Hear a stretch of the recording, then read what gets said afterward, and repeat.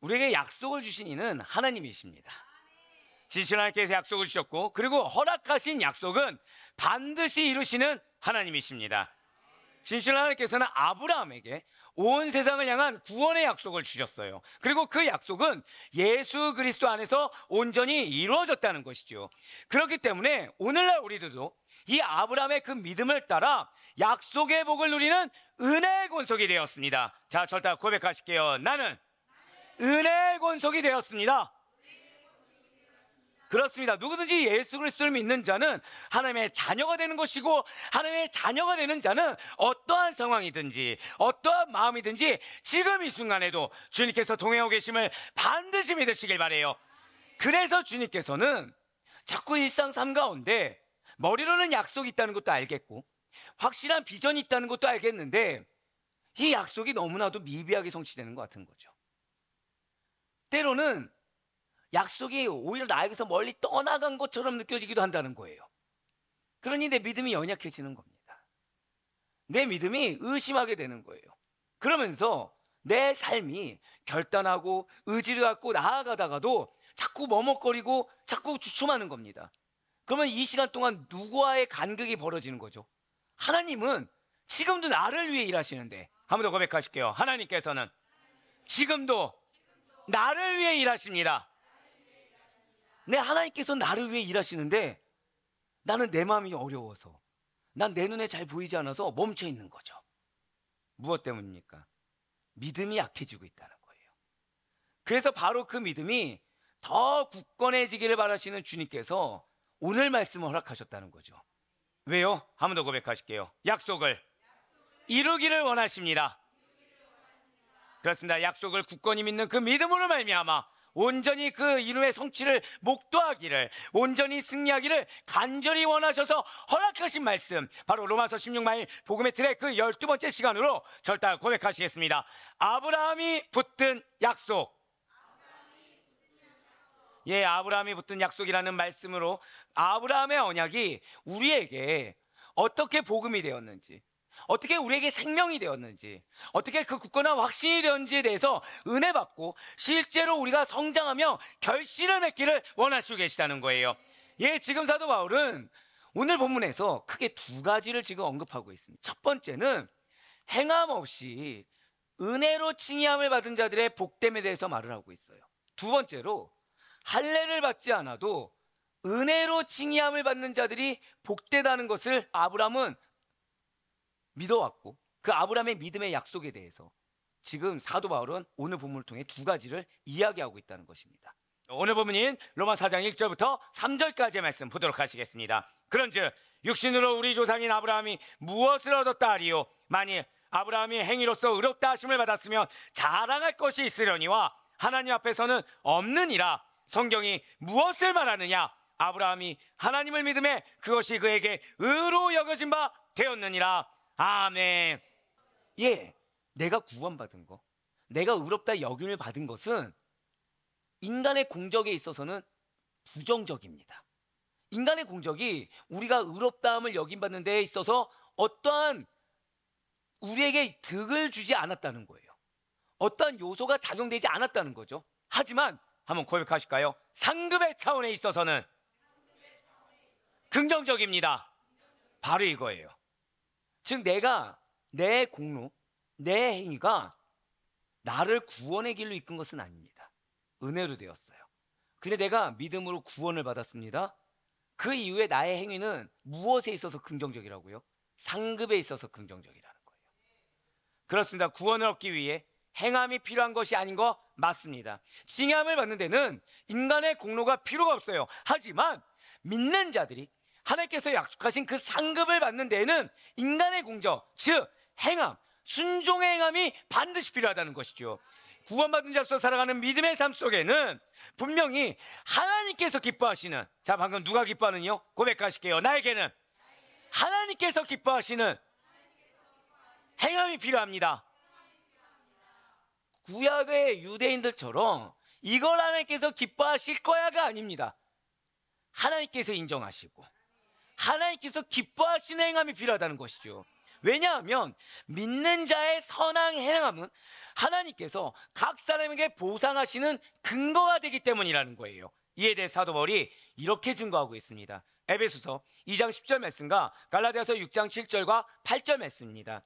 우리는 그가 만드신 바라 그리스도 예수 안에서 선한 일을 위하여 지으심을 받은 자니 이 일은 하나님이 전에 예비하사 우리로 그 가운데서 행하게 하려 하심이니라. 스스로 속이지 말라. 하나님은 없인 여김을 받지 아니하시나니 사람이 무엇으로 심든지 그대로 거두리라. 자기의 육체를 위하여 심는 자는 육체로부터 썩어질 것을 거두고 성령을 위하여 심는 자는 성령으로부터 영생을 거두리라. 아멘. 내가 어떠한 노력을 했고 내가 이런 열심을 다했으며 가족의 신앙 활동도 이렇게 우수해서 나의 행동이 맞다라는 식으로 왜곡해서는 안 된다는 거예요. 칭의함을 얻기 위해 가장 우리의 그 선한 행실의 근원이 되는 것은 고백하실까요? 나는 은혜로, 그거죠. 나는 은혜로 칭의함을 얻었습니다.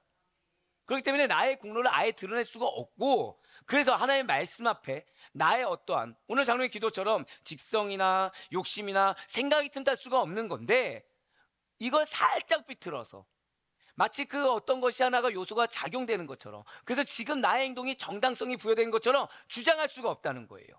진실로 구원의 방법에 있어 믿음을 대체할 만한 것이라고는 단 하나도 없습니다.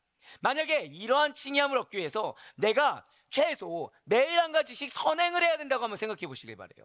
그러면 육신적으로 게으른 자, 몸이 약해 움직일 수 없는 자, 사정상 어디 가지 못하고 갇혀 지내야 하는 자, 사람들을 만날 기회가 없는 자들은 선을 행할 수 없는 치명적인 그 약점 때문에 칭의함을 받기란 매우 어려울 것입니다. 만약에 칭의함을 받기 위해서 내가 하나님과 동행하고 하나님의 권속이 되기 위해서 철저하게 율법을 지키면서 살아가야 한다면 그 지키는 과정이 어렵고 힘들다 보니까 마치 일로 여겨지게 된다는 거예요. 자, 우리가 신앙생활 하면서 일로 여겨질 때 있습니까? 없습니까? 정직한 몇몇만 축복합니다. 자, 그게 왜 그런다는 거예요? 나 스스로 왜곡하고 있다는 거죠. 무엇을요? 하나님이 내 공로를 알아주셔.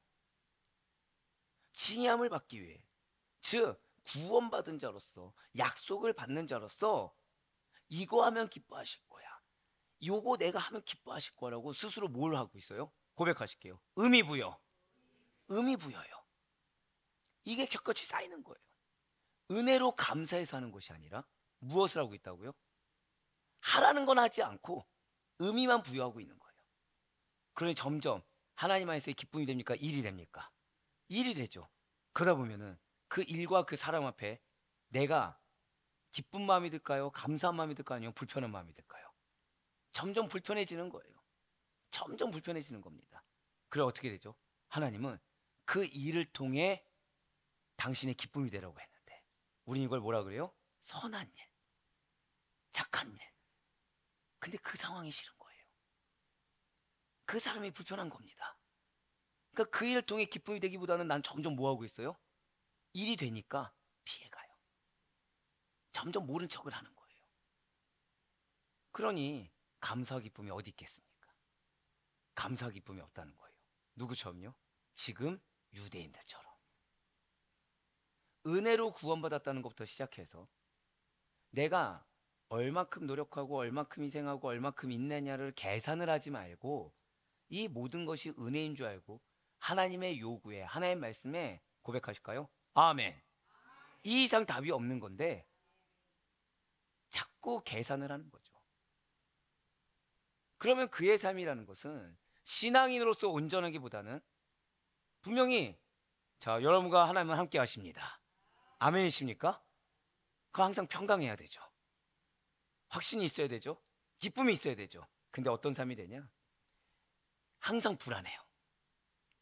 아슬아슬한 겁니다. 하나님이 은혜를 주셔도 불안해요. 결실을 주셔도 불안해요. 하지만 하나님께서는 그렇게 섭리하신 분이 아니십니다. 우리 인간들에게 칭의함을 받기 위해 어떠한 노력이나 열심이라는 짐을 지으시는 분이 우리 하나님이 아니시라는 거예요.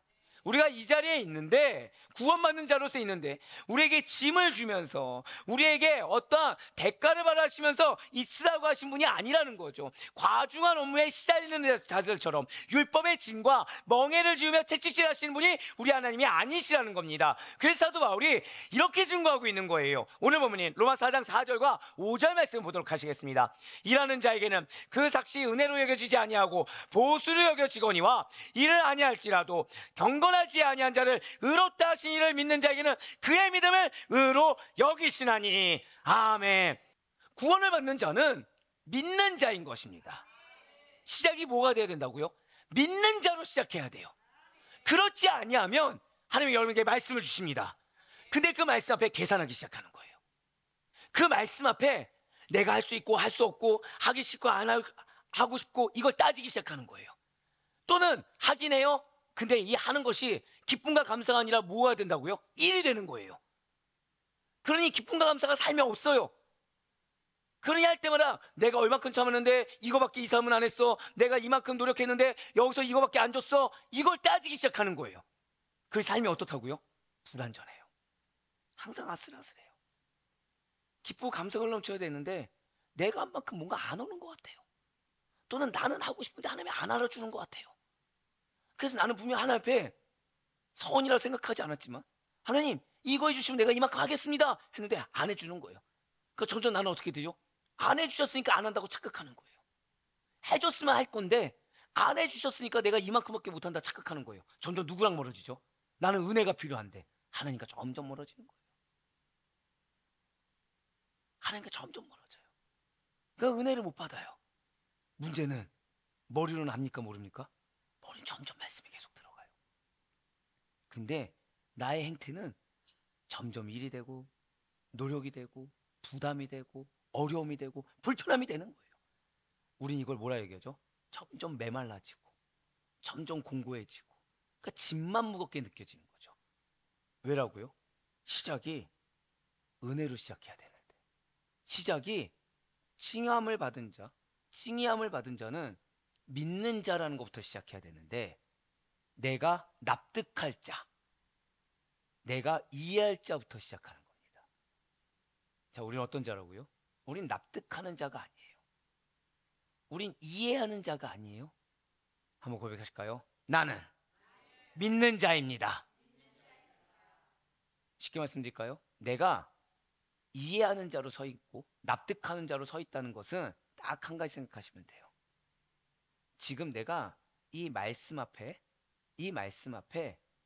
당연하게 행하는 것을 지금 생각하고 있는지, 아니면 이 말씀 앞에 나의 어떠함이 중요해지고 있는지. 믿는 자는 따지지 않아요. 믿는 자는 내 가정 환경이 어떻든지 하나님이 약속하셨기 때문에 기대감이 있습니다. 기쁨이 있습니다. 그러니까 내 이름이 올라가냐, 내가 원하는 방향으로 가냐, 이게 중요하지 않아요. 그거와 상관없이 우리는 어떤 자라고요? 이해하는 자, 납득하는 자가 아니라 믿는 자이기 때문에 이해할 수 없는 환경이 주어진다고 하더라도, 납득할 수 없는 상황이 주어진다고 하더라도 이거 별로 개의치가 않게 된다는 거죠. 그래서 지금 사도 바울은 바로 지금 방금 말씀드린 이 사실을 의도적으로 강조하는 겁니다. 칭의는 경건한 자에게 주어지는 상급이 아니라, 정확히는 경건해 보이는 자에게 주어지는 상급이 아니라, 오히려 잘 들으셔야 돼요. 경건하지 아니한 자를 의롭다 하시는 하나님을 믿는 자에게 주어진다라는 진리라는 거예요.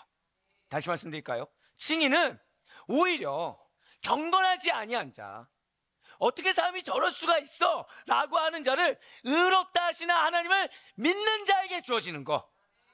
즉, 내가 이해할 수 있고 내가 납득할 수 있는 거, 그것이 아니라 이해할 수 없더라도 믿는 자에게 주어지는 거, 그것이 은혜입니다. 은혜 받기를 원하십니까? 믿으셔야 된다는 거예요. 은혜 받기를 원하십니까? 받아들이셔야 된다는 거예요. 나를 납득시켜 주세요 하시면 안 돼요. 나를 이해시켜 주세요 하시면 안 됩니다. 이게 얼마나 충격적인 복음입니까? 오직 하나님 편에서 결정하신 일방적인 은혜예요. 이 일방적인 은혜, 즉 칭의는 우리가 아무리 이래도 감히 받을 수 없는 선물이라는 것이죠. 보상이나 노력의 결과가 아니라는 것입니다. 이 은혜의 영역이라는 거예요. 즉 하나님께서 값없이 주시는 은혜의 약속이 믿음을 통해 주어진다는 것이죠. 여기서 우리가 오해하지 말아야 될 것이 있어요. 지금 사도 바울이 말하는 일하지 않는다, 거저 주셨다라는 것은 여러분들의 삶 속에서의 노동, 수고, 눈물, 땀, 피 흘림을 무가치하게 여기는 말이 결코 아닙니다. 근데 어디서부터 시작해야 된다고요? 믿음부터 시작해야 된다는 거예요. 인간의 의로서가 아니라 우리가 하는 직업적 일이나 일상적인 노력은 당연히 가치가 있어요. 하지만 하나님과의 관계, 의롭다 하심을 얻는 문제, 은혜를 받는 문제에 있어서는 우리의 일이라는 것이 아무런 가치가 없다는 것이죠. 분명 칭의는 우리의 일이 아니라 하나님의 일입니다. 우리가 하는 일이 아니라, 내가 하는 일이 아니라 하나님께서 하신 일, 그 예수 그리스도의 십자가와 부활로 이미 완성된 일이라는 것입니다. 하나님, 나는 도저히 안 됩니다. 하나님 아니면 안 됩니다. 하나님 아니면 칭의를 얻을 수가 없습니다. 사랑하는 우리 성도님들, 지금 이 고백은 단순히 감정적인 표현이 아니에요. 일상이 힘들어서 하나님 제발 나 좀 도와주세요 하면서 하는 감정적인 표현이 아닙니다. 이것은 신학적인 고백이에요. 즉 이 고백은 뭐냐? 하나님, 나를 마음껏 사용하시옵소서. 내 생각, 내 감정으로는 도저히 선한 것이 안 나오니 하나님, 불구덩이 뛰어들라고 하면 뛰어들겠고 물구덩이에 들어가면 들어가겠으니 나를 사용하여 주시옵소서. 진실 칭의는 바로 그런 거예요. 오직 하나님만이 하실 수 있는 일입니다. 의롭다 하심은 오직 하나님의 은혜로만 가능한 거예요. 그렇기 때문에 사도 바울은 오늘 본문 말씀에서 의롭다 하심을 얻은 자들은 복되다라고 하고 있는 것입니다. 왜입니까? 여러분과 제가 죄나 허물이 없기 때문이 아니에요. 누군가보다 더 낫기 때문이 아니라는 것이죠. 마치 아무 죄나 허물이 없었던 것처럼 한 번 더 고백하실게요. 가리움, 지난주 기억하시죠? 가려주셨다. 가리움을 받은 은혜를 받았기 때문인 것입니다. 이어서 오늘 보면 로마 4장 6절에서 8절까지 말씀 보도록 하시겠습니다. 이러한 것이 없이 하나님께 의로 여기심을 받는 사람의 복에 대하여 다윗이 말한 바, 불법이 사함을 받고 죄가 가려짐을 받는 사람들은 복이 있고 주께서 그 죄를 인정하지 아니하실 사람은 복이 있도다 함과 같으니라. 아멘. 하나님께서는 수시로 하나님의 뜻과 반대되는, 하나님께서 원하시는 바를 거스려서 행하든가 모른 척하든가 아닌 척하는 외식하는 우리들의 죄악 때문에 신물나 하실 것입니다. 꼴조차 보기 싫어하실 거라는 거예요. 하지만 너무나도 감사하게도 우리를 예수 그리스도의 보혈의 공로로 말미암아, 그 십자가로 말미암아 죄 없는 자로 여겨주시기 때문에 여러분의 기도를 들어주시는 거예요. 즉 내 기도가 응답되기를 원하십니까? 은혜에 감사하셔야 돼요. 감사부터 회복하셔야 돼요. 그래서 나의 어떠한 나를 옹호할 수 있는 핑계거리 이 뒤에 숨지 마시고 적나라하게 하나님 앞에 나와서 하나님께 내어 맡겨야 돼요. 은혜에 감사한 자로서 더 이상 어떤 핑계와 타협 뒤에 숨는 것이 아니라, 새벽 기도 내내 선포되었던 것처럼 모른다 뒤에 숨는 것이 아니라 하나님 앞에 나아가는 거예요. 매일 거룩한 이 강단에서 하나님의 말씀을 내려주시사 여러분들에게 말씀이 삶이 되도록 인도하여 주신다는 거죠. 그런데 이 말씀이 불편하다. 왜라고요? 나 지금 믿는 자로 시작하는 것이 아니라 이해하는 자로 시작하고 있구나, 납득하는 자로 시작하고 있구나. 기도를 드리는데 기대가 안 돼요. 나 지금 믿는 자로 기도하는 게 아니라 이해하는 자로 또 서 있구나, 납득하는 자로 서 있구나. 그럼 나는 지금 믿음이 있습니까 없습니까? 없기 때문에 믿음부터 회복하려고 계속 나에게 미션을 주시는구나라고 깨달으셔야 된다는 거죠. 그렇습니다. 진실을 칭의함을 받은 자는 허물과 죄를 가리우는 은혜를 받았습니다. 우리가 주님께 나의 죄를 아뢰고 우리가 지은 죄를 숨김없이 고백하고 회개하면 주님께서는 우리의 모든 죄를 용서해 주신다는 거예요. 우리의 시급한 것이 무엇이라고요? 죄 용서함입니다.